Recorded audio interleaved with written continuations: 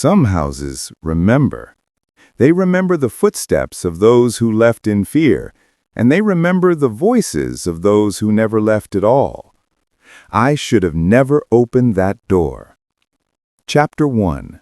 The Arrival. On a foggy evening, Ethan drove his old car along the winding roads of Ravenwood. The village was almost deserted, the kind of place that felt alive only in stories whispered among children.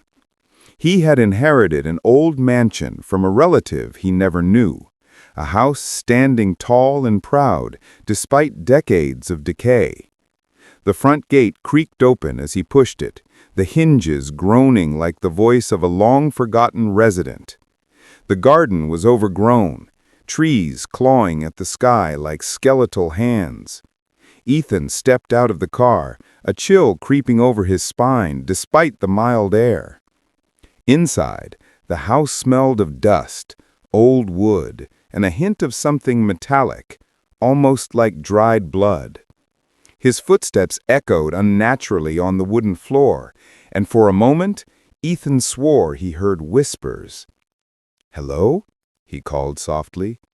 No reply, only the creak of the ceiling above, and the faint sound of something moving in the shadows. Chapter 2. Whispers in the Hall. As night fell, the mansion seemed to breathe around him. Doors that he had firmly closed minutes ago were ajar. Shadows flickered where no light should reach.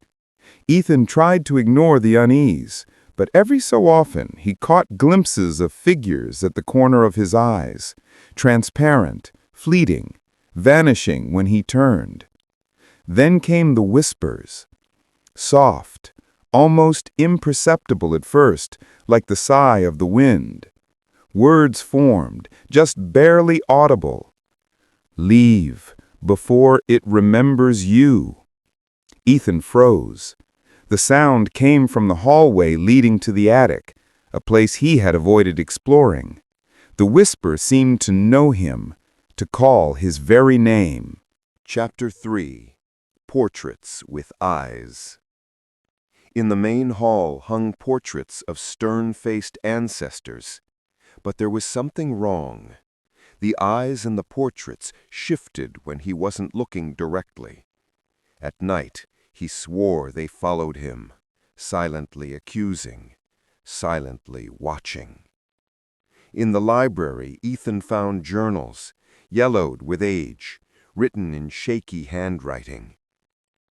They whisper in the walls. They move when no one watches. We thought we were alone, but the house remembers everything. Ethan closed the journal.